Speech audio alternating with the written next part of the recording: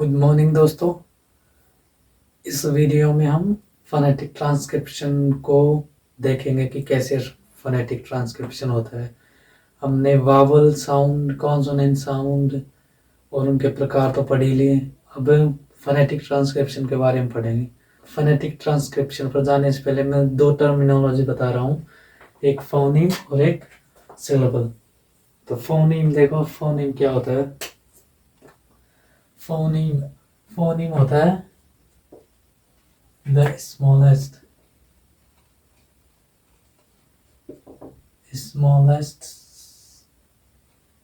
speech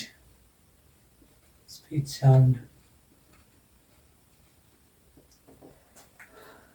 the smallest speech sound, यानी कि जब हम किसी भी भाषा में बोलते हैं तो उस बोले हुए शब्द का हर एक ध्वनि फनीम होती है। तो इस प्रकार क्या हो जाएगा, the smallest speech sound phoneme phoneme हो जाएगा। इसको हम दूसरी भाषा में ऐसे भी लिख सकते हैं, a single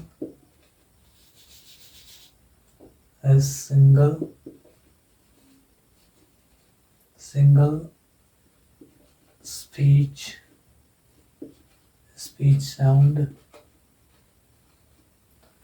sound that is used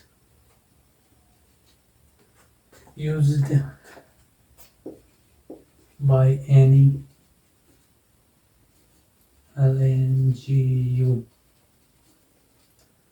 language.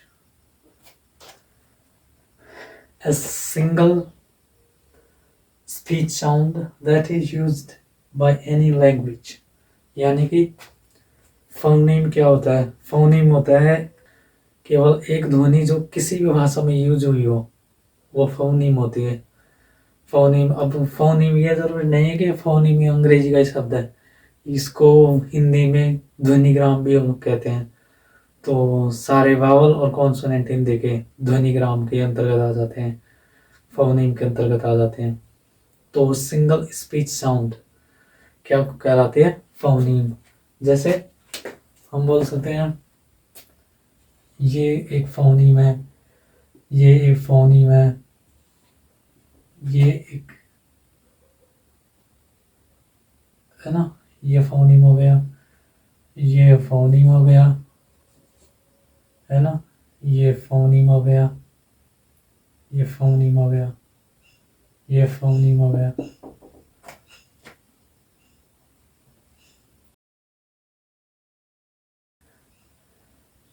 ये एक फोनीम है, ये दोनों से मिलकर बना है, लेकिन ये एक फोनीम है।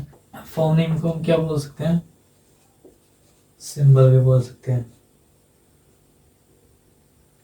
मैंने अभी तक सिंबल शब्द का यूज नहीं किया है, शायद किया होगा तो पता नहीं है, लेकिन अभी तक शायद नहीं किया है।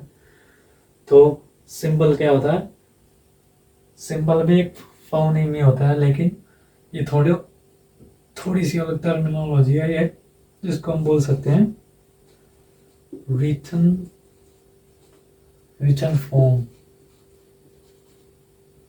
form of phoneme, यानी कि लिखी हुई प्रकृति, फॉर्म फोनीम की लिखी हुई प्रकृति, लिखा हुआ प्रतीक, लिखा हुआ चिन्ह सिंबल हो जाता है। तो ये सिंबल भी हो गए और ये फोनीम भी हो गए, ठीक है। फोनीम हो गया, सिंबल हो गया। सिंबल, ये एक टर्मिनोलॉजी तो ये हो गई। अब दूसरी टर्मिनोलॉजी है सिलेबल।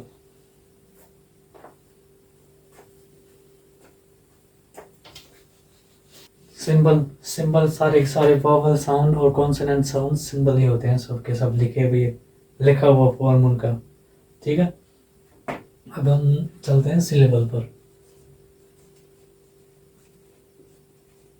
सिलेबल क्या होता है, syllable is a bigger unit than phoneme, यानी कि सिलेबल फोनीम से बड़ी यूनिट है ध्वनि की।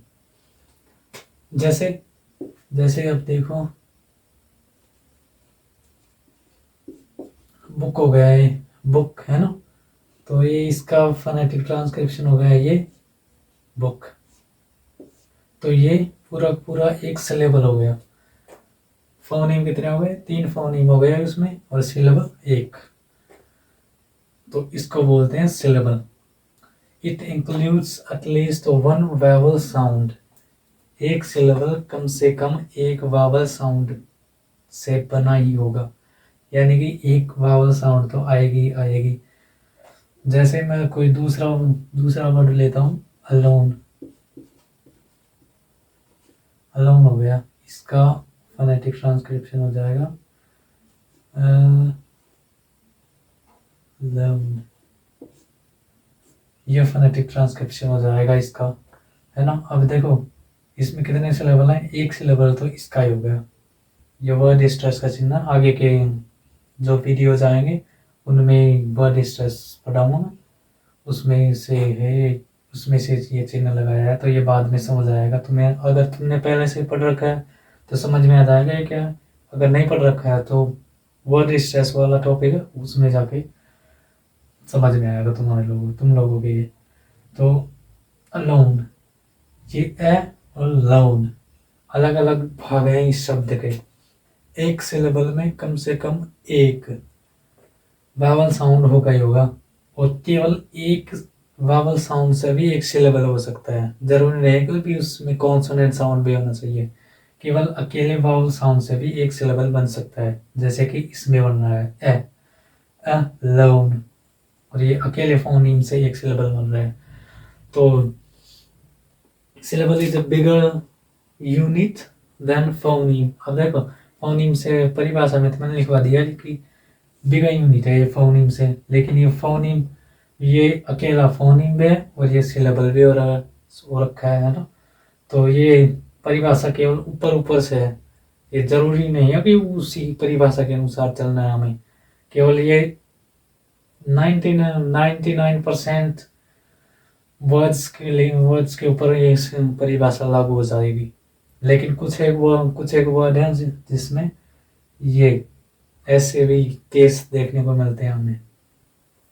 तो ये समझ में आ गया होगा सिलेबल क्या होता है, जो या तो अकेला वावल साउंड से भी बन सकता है, या फिर उसमें वावल साउंड हो गया होगा कॉन्सोनेंट के साथ में। It includes at least 1 vowel sound, यानी कि ये सिलेबल में कम से कम एक वावल साउंड होगा ही होगा। अब इसमें क्या है कि अब ये नियम, ये परिभाषा का जो नियम है, it includes at least 1 vowel sound. लेकिन कुछ शब्द ऐसे भी होते हैं जिनमें केवल कॉन्सोनेंट साउंड से भी सिलेबल बन जाता है। हालांकि वो ज़्यादा इम्पोर्टेंट नहीं है हमारी परीक्षा के हिसाब से, लेकिन मैं पढ़ा रहा हूँ, उनको भी पढ़ा रहा हूँ मैं। इसको तो क्या बोलते हैं? सिलेबल बोलते हैं, जिसमें वावल साउंड हो गई होगा। और उसको क्या बोला जाता है? उसको बोला जाता है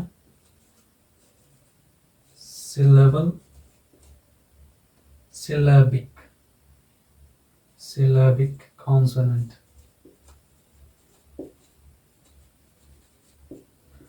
इसको सिलेबिक कॉन्सोनेंट बोला जाता है। इसमें एन का और एल का, इनसे ही ज्यादातर सिलेबल बनते हैं। जब ये इसके ये अंत में लगे हुए हों सिलेबल में, है ना, ये अंत में लगे हुए हों, तब ही कुछ परिस्थितियां बनती है जब ये सिलेबल का रूप धारण कर लेते हैं। उसी कॉन्सोनेंट, इससे पहले वाले कॉन्सोनेंट के साथ सिलेबल का रूप धारण कर लेते हैं ये। तो इसमें से देखो, अब उदाहरण देखो। अब जैसे ये है, ये वर्ड हो गया कैटल, इसका फोनेटिक ट्रांसक्रिप्शन हो गया कैटल, ये हो गया।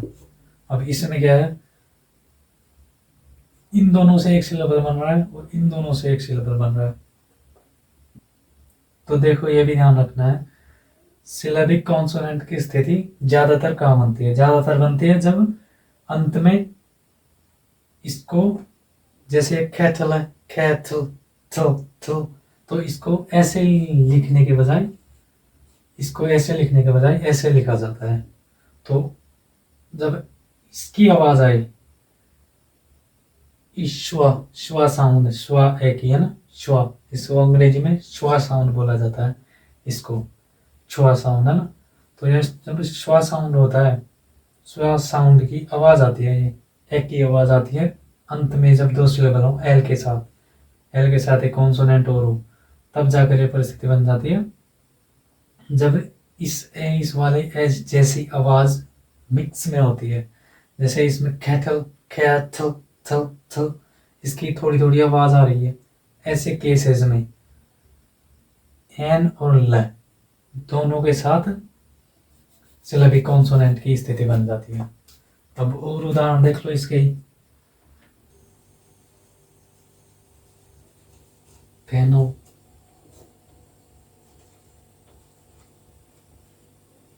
फेनो, इसके साथ ये स्थिति बन गई, इस वाली एल के साथ ये बन गया, नैल, ये सिलेबल हो गए, ये सिलेबल हो गए, ये दो सिलेबल इसमें हो गए।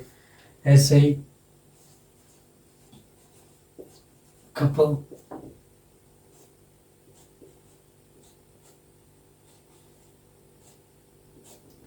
इसमें ये एक सिलेबल हो गया, ये एक सिलेबल हो गया, है ना। और भी देख लो, बोथल देख लो,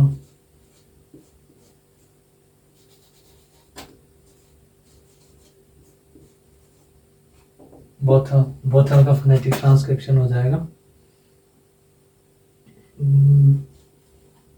पी, बोथल का ट्रांसक्रिप्शन हो जाएगा बोथल।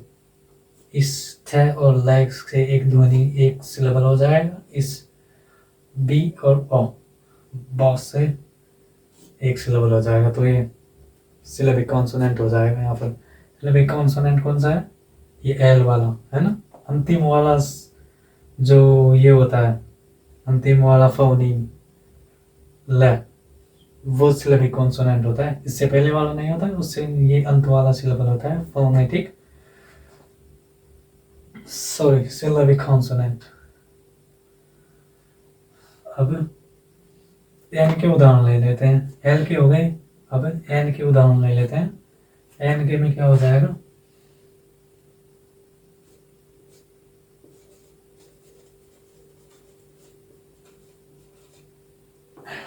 थ्रेटन, थ्रेटन, थ्रेटन बोलते हैं ना इंडियन एक्सेंट में, इसे थ्रेटन, थ्रेटन, इसका हो जाएगा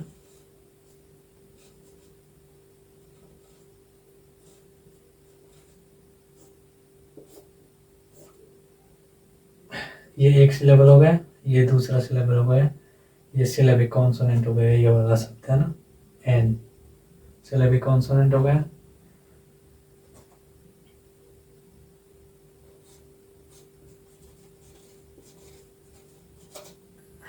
अपन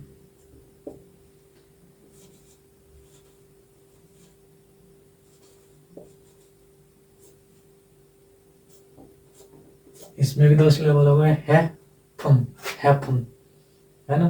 तो इसमें ज्यादातर स्थिति तभी बनती है सिलेबिक कॉन्सोनेंट की, अगर परीक्षा में सवाल आ जाए कि इनमें से कौन से शब्द में सिलेबिक कॉन्सोनेंट का केस बन रहा है, तो उसमें देख लेना, ये जो अंत वाला जो सिलेबल होगा, उसमें ये वाली ध्वनि आ रही हो, ये वाली ध्वनि आ रही होगी, लेकिन हम जब फोनेटिक ट्रांसक्रिप्शन करते हैं तब उसको लिखते नहीं है। इस वाले ए का ध्यान रखना है, इससे ही सिलेबिक कॉन्सोनेंट की स्थिति बनती है ज्यादातर स्थितियों में, है ना। न और ल, सिलेबिक कॉन्सोनेंट की स्थिति बनेगी जब ये वाली ध्वनि आती हुई प्रतीत हो रही हो, ठीक है। अब देखो, अब क्या होगा, फोनेटिक ट्रांसक्रिप्शन पढ़ेंगे हम। फोनेटिक ट्रांसक्रिप्शन करने से पहले मैं दो वर्ब्स में एक डिफरेंस बता देता हूँ। एक तो ट्रांसलेट एंड ट्रांसक्रिप्शन।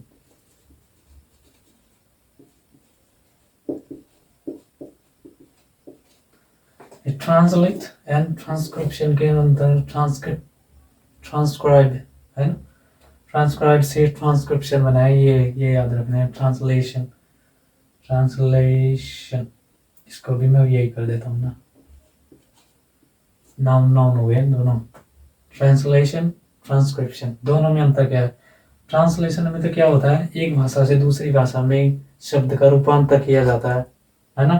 ट्रांसक्रिप्शन में क्या होता है, उसी भाषा को दूसरी तरीके से लिखा जाता है, दूसरे सिंबल्स में। किसी भी एक भाषा को दूसरी भाषा में परिवर्तित करना, रूपांतर करना, एक भाषा को दूसरी भाषा में रूपांतर करना उसी अर्थ में, है ना। जो एक पहली भाषा का शब्द का अर्थ है वही अर्थ दूसरी भाषा में, जो दूसरी भाषा में जो शब्द लिखा जाता है उसका होना चाहिए। और ट्रांसक्रिप्शन का मतलब क्या होता है, दोनों भाषाओं में, हाँ भाषा बोल सकते हो आप फोनेटिक ट्रांसक्रिप्शन को दूसरी भाषा बोल सकते हैं अंग्रेजी में, जिसमें दोनों शब्द एक ही उच्चारण देते हैं और एक ही अर्थ देते हैं। ट्रांसलेशन में ऐसा नहीं है, ट्रांसक्रिप्शन में ऐसा हो जाता है, दोनों का शब्दों का अर्थ एक होता है, उच्चारण एक होता है। इसमें उच्चारण अलग अलग होता है ट्रांसलेशन में, लेकिन अर्थ एक होता है। इसमें तो क्या होगा, फर्स्ट का रूपांतर करेंगे जब, तो सिंबल्स में चेंज आ जाएगा, इसमें भी चेंज आ जाएगा, है ना। सिंबल चेंज,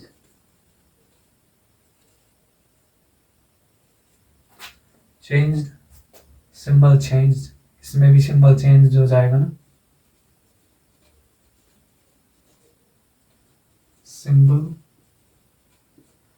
सिंबल चेंज हो जाएगा, इसमें भी सिंबल चेंज हो जाएगा।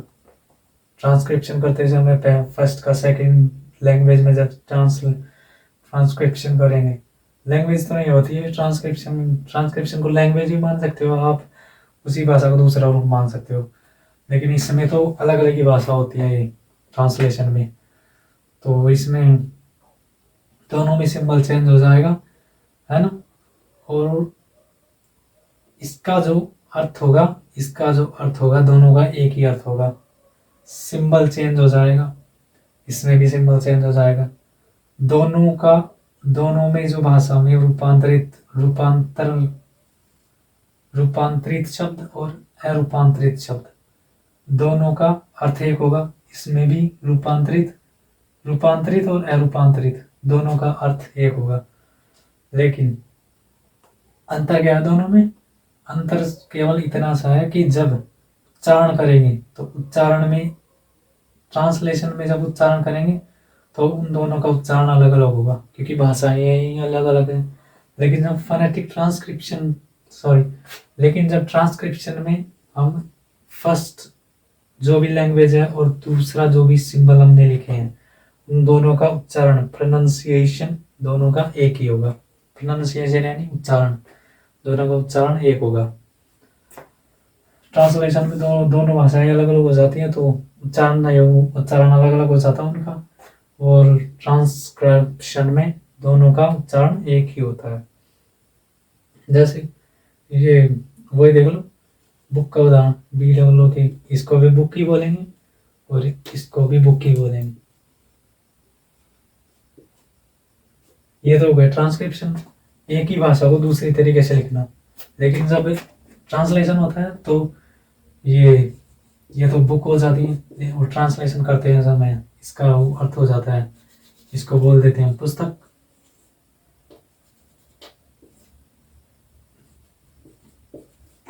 इसको हम पुस्तक बोल देते हैं। दोनों के सिंबल चेंज हो गए, इसमें बी लिख रखा है, इसमें अलग अलग सिंबल लिख रखे हैं, तो सिंबल चेंज हो गए, उच्चारण अलग अलग हो गया। इसमें उच्चारण एक है, उच्चारण एक होगा, उच्चारण अलग अलग होगा, रूपांतरित और रूपांतरित रूप का।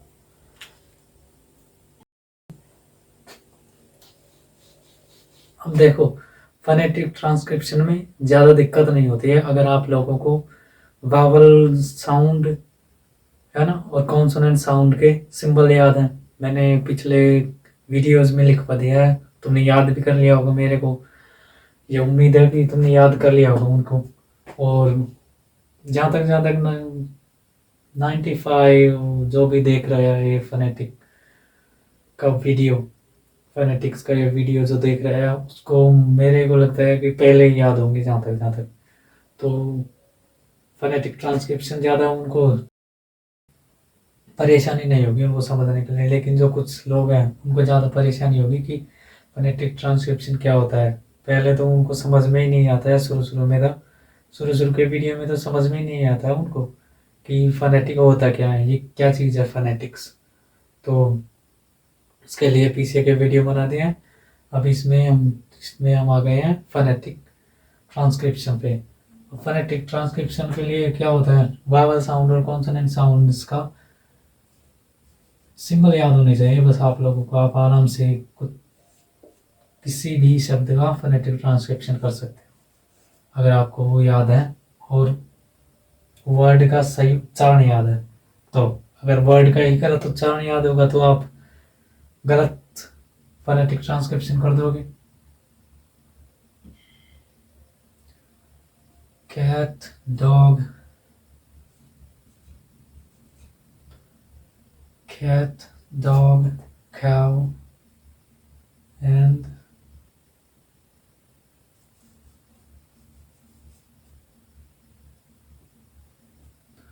अब देखो उच्चारण कैसे किया जाता है। ख, देखो ये सी के बाद में ए आ गया ना, तो सी के बाद में ए, ओ और यू आ जाए तो सी का उच्चारण हो जाता है ख। और सी के बाद में अगर ई और आई आ जाए तो इसका उच्चारण हो जाता है स। इस सी का उच्चारण ख हो जाएगा और सी का उच्चारण से हो जाएगा अगर ये आ रहा है तो सी के बाद में। ठीक है,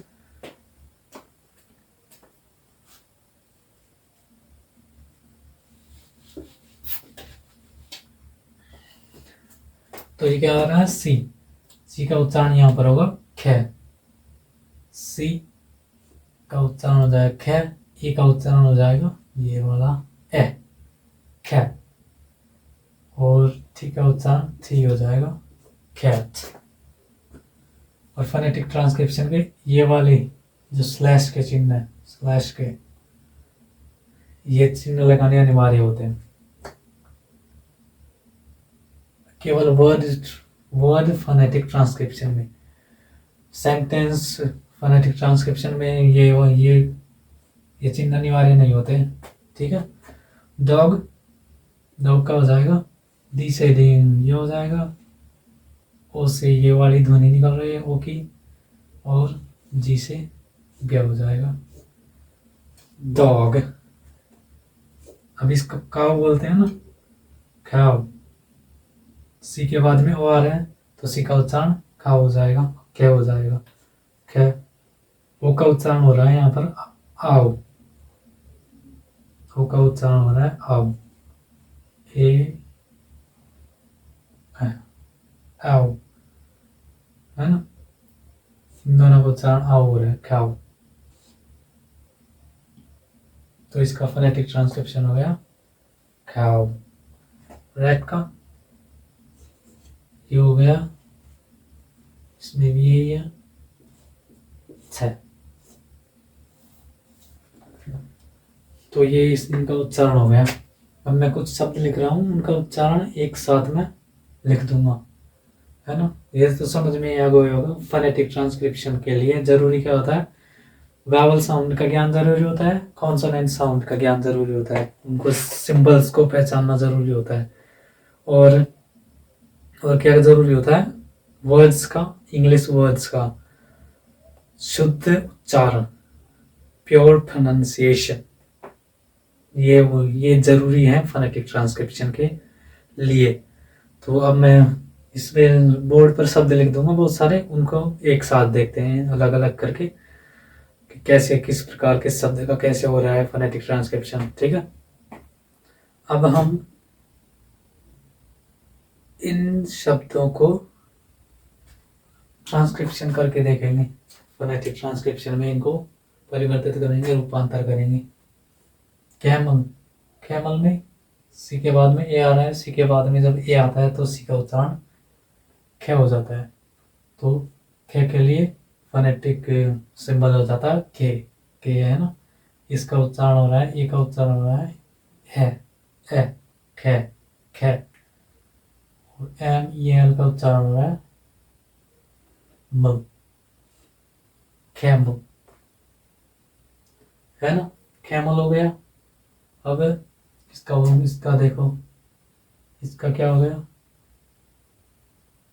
इसका उच्चारण हो गया दिस। द के लिए ये उच्चारण हो गया, ये सिंबल हो गया, है ना।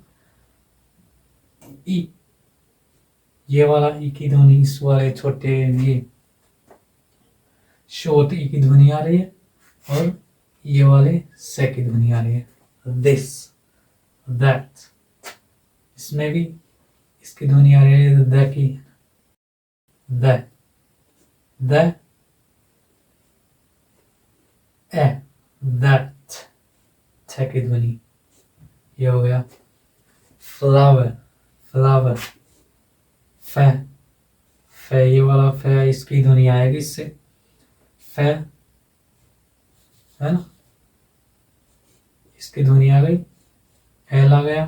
फ्ला, फ्लाउ, आउ की ध्वनि आ रही है, ए एंड उ, फ्लाउ। अब इसमें लास्ट में कि इनसे क्या, किसकी ध्वनि आ रही है, इससे आ रही है केवल ए की ध्वनि, है ना।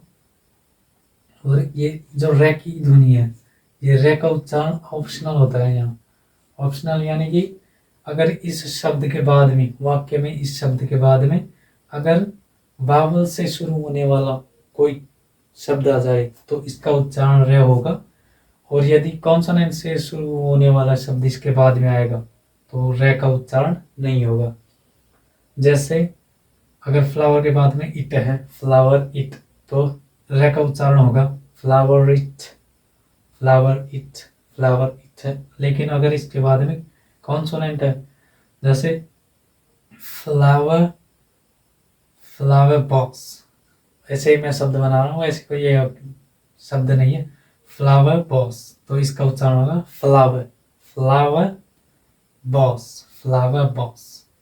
रे का उच्चारण नहीं होगा, ठीक है। रे का उच्चारण तभी होगा जब रे के बाद में कोई भी, या तो अगर ये वाक्य शब्द के बीच में भी होता तो इसका उच्चारण नहीं होता, अगर इसके बाद में कोई उच्चरित वावल नहीं होगा। अगर इसके बाद में उच्चरित कॉन्सोनेंट हो, चाहे वो शब्द के बाद में हो चाहे शब्द के बीच में हो, इसके बाद में यानी कि जस्ट बाद में होना चाहिए, इसके बाद में वावल साउंड और नहीं होनी चाहिए। तो क्या हो जाएगा इसका फोनेटिक ट्रांसक्रिप्शन, फ्लावर, और ऑप्शनल के रूप में फ्लावर। इसका उच्चारण भी यही होगा।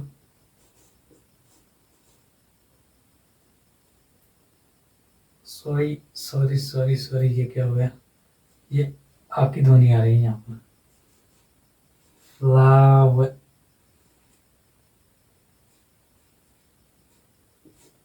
फ्लावर यानी आटा, आटे को फ्लावर बोलते हैं ना, फ्लावर।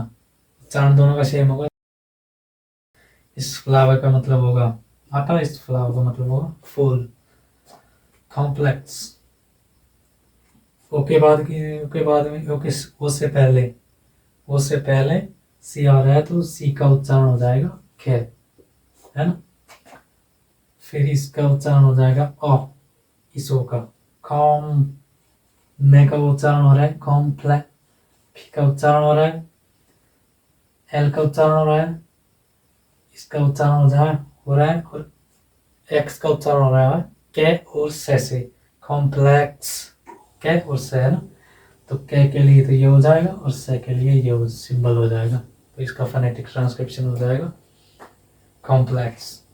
अब इसमें एक इन जो फोनेटिक ट्रांसक्रिप्शन है इनमें एक चीज और है, वर्ड स्ट्रेस या वर्ड एक्सेंट।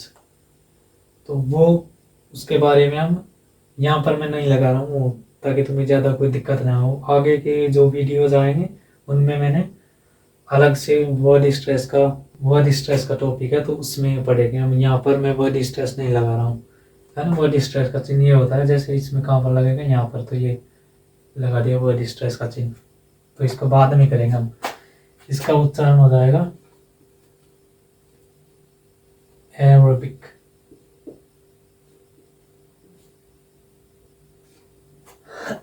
ठीक है, इसका उच्चारण हो जाएगा एरोबिक। इसका हो जाएगा फोनेटिक ट्रांसक्रिप्शन डे। डे हम क्या बोलते हैं, डे, लेकिन ये होता है डे। एप्पल का उच्चारण हो जाएगा एप्पल। एप्पल। बॉस का उच्चारण बॉस। एप्पल का ट्रांसक्रिप्शन ये हो गया फोनेटिक ट्रांसक्रिप्शन। बॉस का हो गया बॉस। बॉस। बॉक्स का ट्रांसक्रिप्शन हो जाएगा फोनेटिक ट्रांसक्रिप्शन एक्स से के और से की ध्वनि आ रही है तो ये इसका ये सिंबल बन जाएंगे, के और से के सिंबल। ये हो जाएगा ब्रिथन।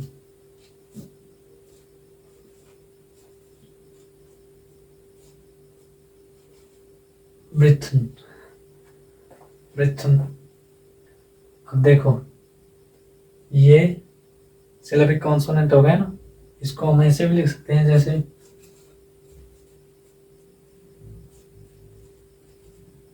ब्रिथन। इसको ऐसे भी लिख दो तो भी सही हो जाएगा, इसको ऐसे लिख दो तो भी सही हो जाएगा। आपको परीक्षा में दोनों जो ऑप्शन आएंगे उनमें दोनों में से एक ही ऑप्शन देगा। दोनों ऑप्शन दे दिए तो मतलब सवाल प्रश्न गलत हो जाएगा। वो जो ऑप्शन है दोनों एक साथ कभी भी नहीं देगा ये। इस प्रकार के जो सिलेबिक कॉन्सोनेंट वाले प्रश्न है उसमें तो ज़्यादा दिक्कत नहीं है, ज़्यादा दिक्कत नहीं होगी परीक्षा में। आपको ये ऑप्शन में नहीं दिए जाएंगे तो इसकी तरफ से ज़्यादा टेंशन नहीं करनी। अब इसका वो फोनेटिक ट्रांसक्रिप्शन हो जाएगा सी से हो जाएगा के, खे, और ए का यहाँ पर उच्चारण हो रहा है आ, और इसका फ, खाफ। खाफ हो जाएगा। इसमें क्या हो जाएगा ईगो। ईगो। ईगो। ईगो। ये हो जाएगा phonetic transcription less. Less would यानी गुल्लर का पेड़। गुल्लर का पेड़ या गुल्लर की लकड़ी, लेस वुड। Less would. इसी व का उच्चारण होगा गोल होठ वाले व का, और वुड, है ना। इसका फोनेटिक ट्रांसक्रिप्शन ये हो जाएगा। अब देखो इसमें दो शब्द हो जाएंगे। एक तो ये तो है लेस वुड। लेस वुड तो अलग से है, लेकिन इसमें लेस और वुड दो अलग अलग शब्द से मिलकर एक शब्द बनाए। तो ये भी अलग शब्द है, ये भी अलग शब्द है, दोनों शब्द मिलाया तो तीसरा शब्द बन गया। तो तीन हो गए। इसका तो ये हो जाएगा लेस, इसका वुड हो गया, एक साथ हो गया तो लेस वुड हो गया। इसका हो जाएगा लेमंट। लेमंट यानी पीड़ा, दर्द, शोक। तो इसका हो जाएगा लेमंट।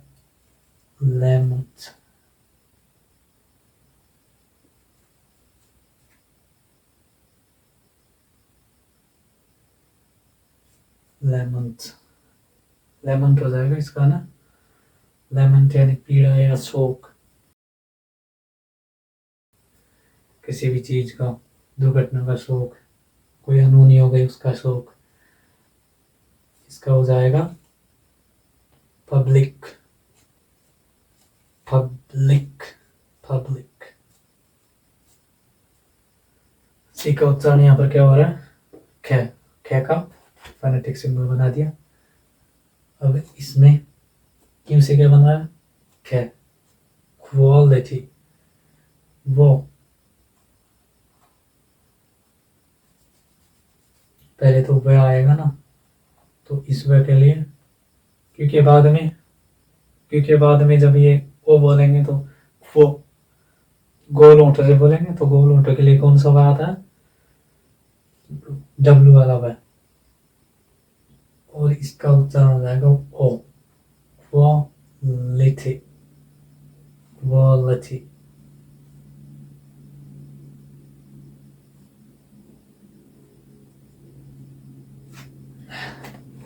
क्वालिटी हो जाएगा इसका, है ना।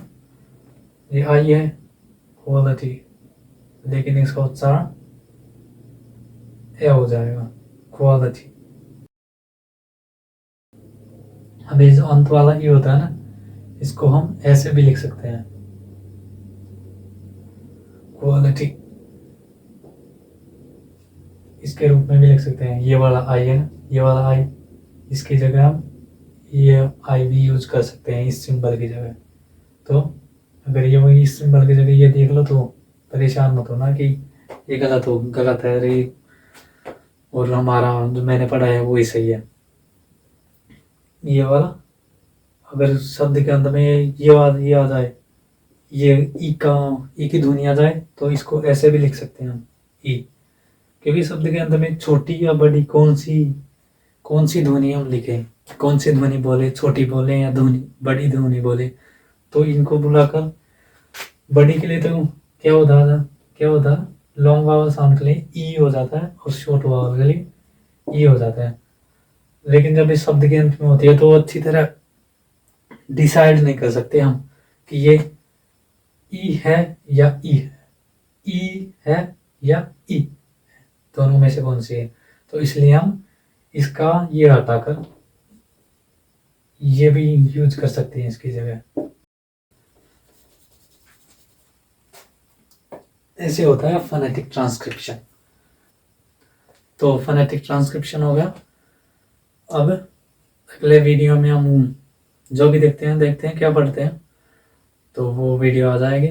और एक वीडियो और बनाऊंगा मैं अंत के लिए, अंत वाला वीडियो होगा वो, अगर कोई भी अंग्रेजी सीखना चाहता है ब्रिटिश एक्सेंट में अंग्रेजी सीखना चाहता है, तो उसके लिए वो वीडियो होगी।